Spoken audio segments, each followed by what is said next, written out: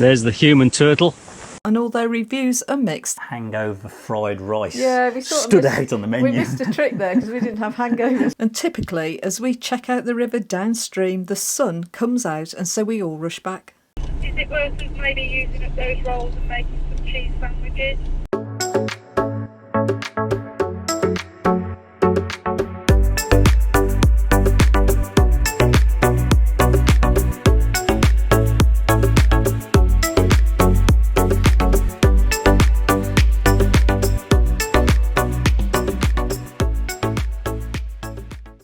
Welcome back to the channel. Now, we left you in the last episode leaving the city of Napier, searching for a freedom or free off-grid park-up.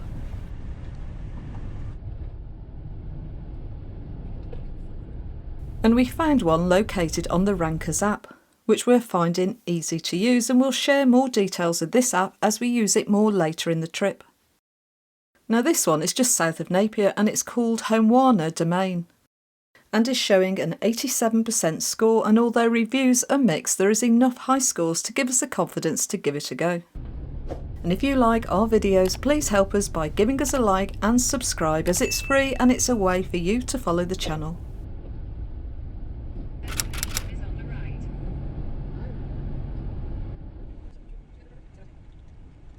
Now, the location is looking promising, with just a few other vans settling in for the night.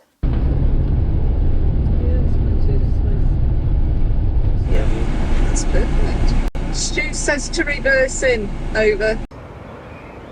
The site is located at the mouth of the Tuki River, overlooking Hawke Bay. And from the looks of it, it's a really peaceful location. And it was nice to just sit there and watch the ocean lap up against the shore.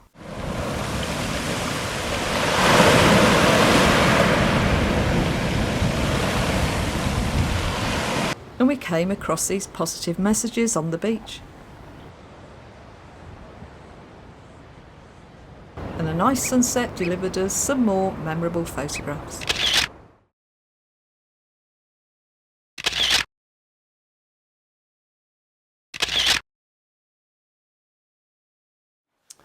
So the wild camp was pretty good. It was our first one, really, our first true one, and that actually went quite well. I think Caroline and Roger were all okay about it. We were okay, and the site was okay. Actually, it was quite nice, a beautiful overlooking the bay.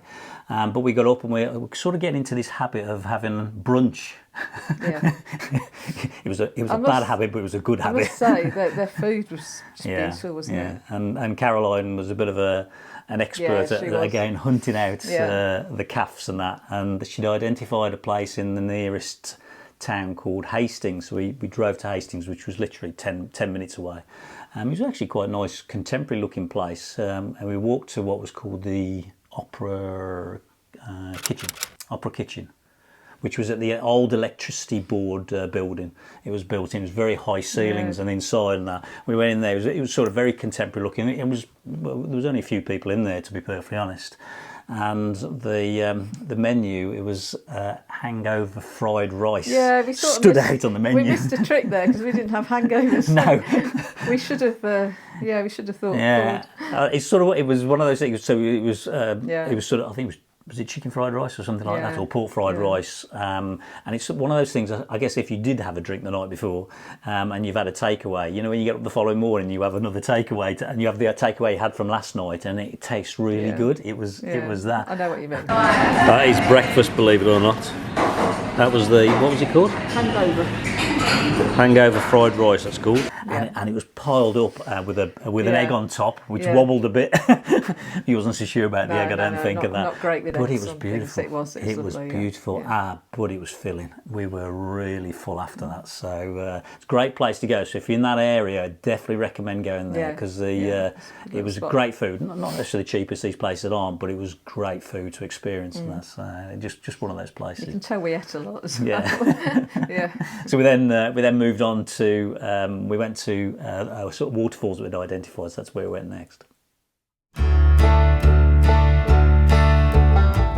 We've picked out a waterfall location in the wilds en route that will give us a chance to stretch our legs.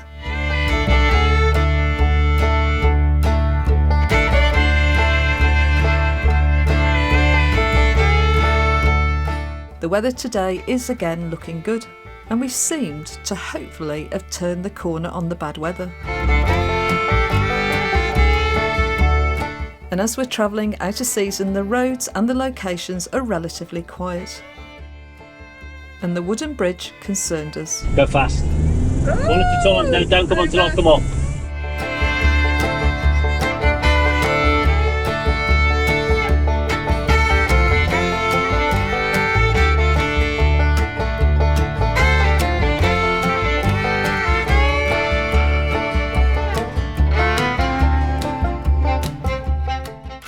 The Waihi waterfall is really quiet, and at one point we even managed to get a time when we actually have it to ourselves.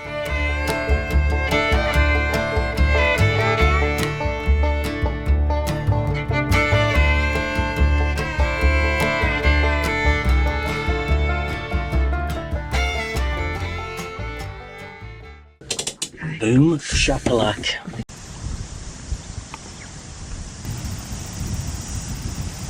And the internal family banter continues. There's the human turtle.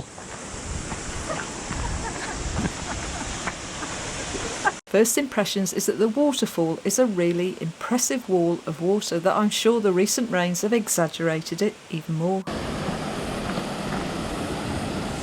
We've got the usual sound of the crickets that's called, I can't remember, is it a cuppa?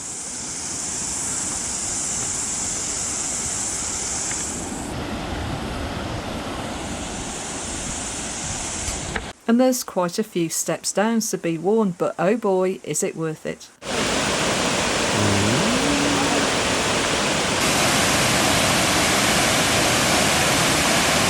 And this turns into a photography session. As you can see, we're all trying to capture this stunning waterfall. And we spend ages taking photographs and waiting for the right light, as the sun initially goes in frustratingly. And at one point we were worried that we'd missed our moment.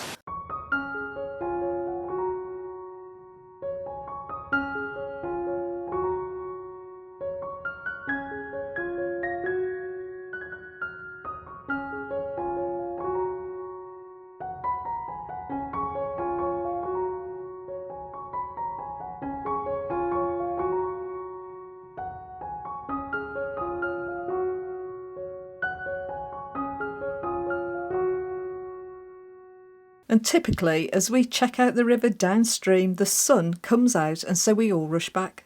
And while the differences in the images is really noticeable, so we spend even more time. And I'm not going to apologise for the amount of footage that we're sharing, as it was just one of those magical moments.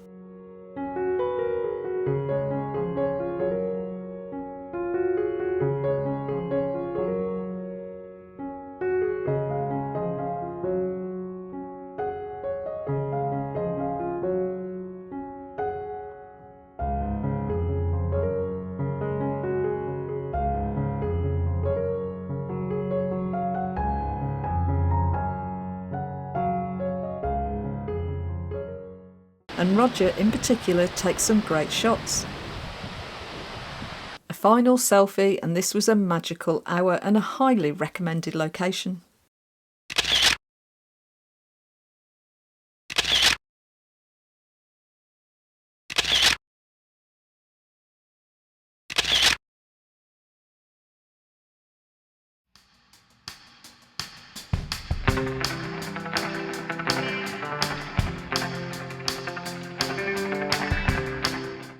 And after a quick cup of tea, we're on the road again, heading to our location for a night at Martinborough.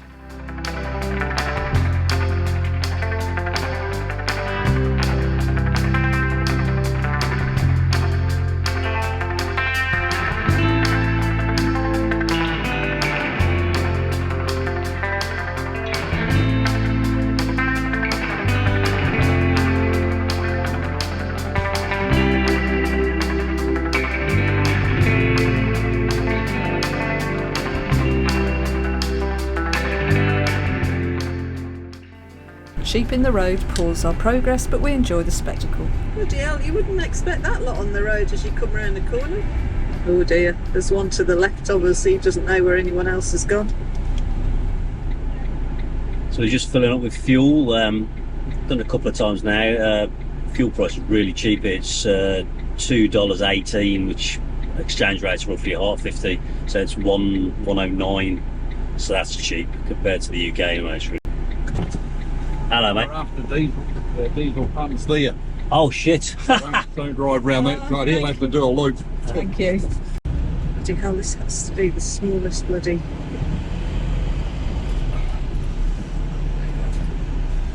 Oh, hold on, you're not going to make that. You're not going to make that. No. Don't. You want? Okay. Am I okay? I said no, but you know difference. Blimey, I couldn't manage that. This over. We'll wait for you up the street over.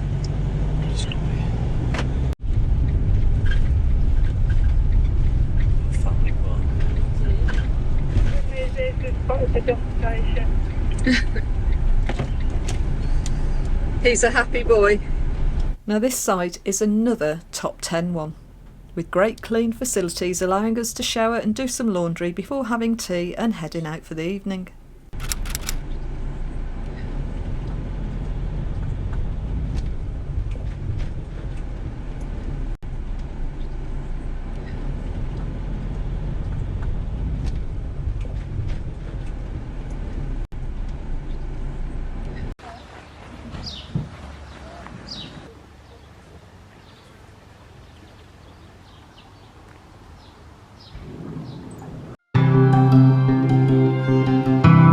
Have a quick drink and a walk around this really quaint town before catching the sunset as we head back to the campsite.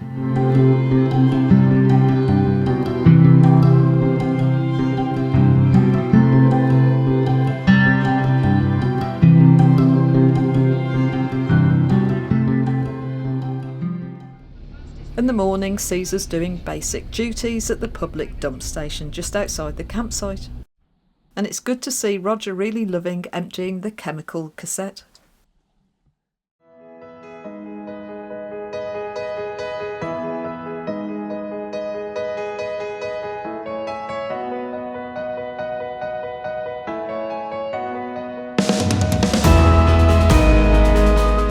The crossing over the Rimitaka Hill is an unexpected bonus, with a great climb up horseshoe turns to the top that the motorhomes complete with ease.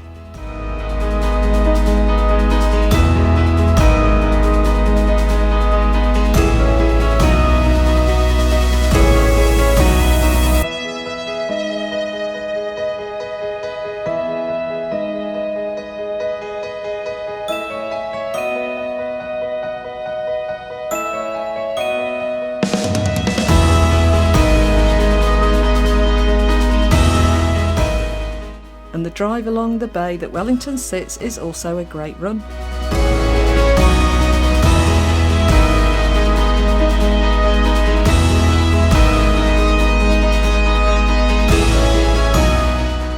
And as ever, the family trait on Stu's side is to be super early, so we head to the seafront at Wellington.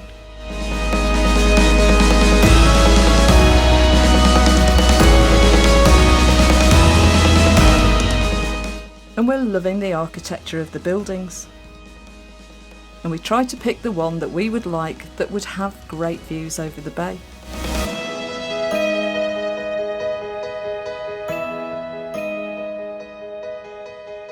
And that is the Interislander ferry that we're going to be catching, but of course it has to unload first. So we have a quick coffee and a hot chocolate before heading back through the town to the ferry terminal.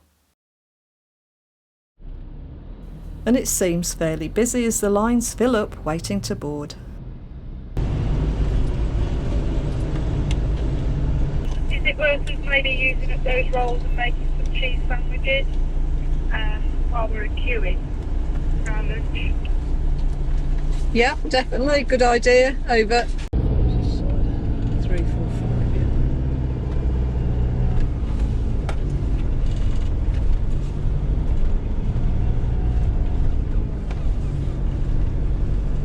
Right, now you got time to do that. So you can get into his doors just in case he wants to. LPG, I'm going to switch our LPG completely off. Roger, when you park I think we've got to put it into manual down, so far left, right to get it into first. Not in neutral then. Now, if you read the sign that they've given you. I haven't noticed any alarms on this thing. Right, what's... No, I noticed that. It's weird because normally we've got internal motion sensor alarms, so they don't have them on here. So when you set the alarm, it's purely just the, I think, just the the doors. I don't think there's anything else.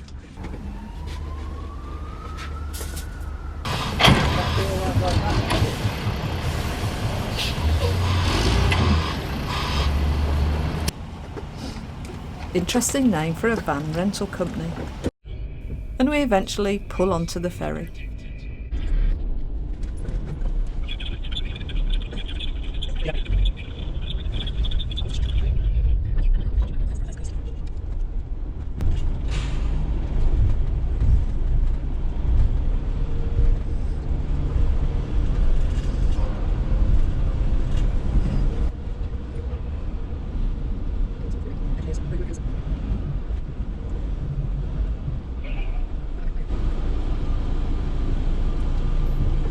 We find seats in the lounge and also enjoy walking around the deck as we pull away. And it looks like some vehicles are in the outside on the sun deck.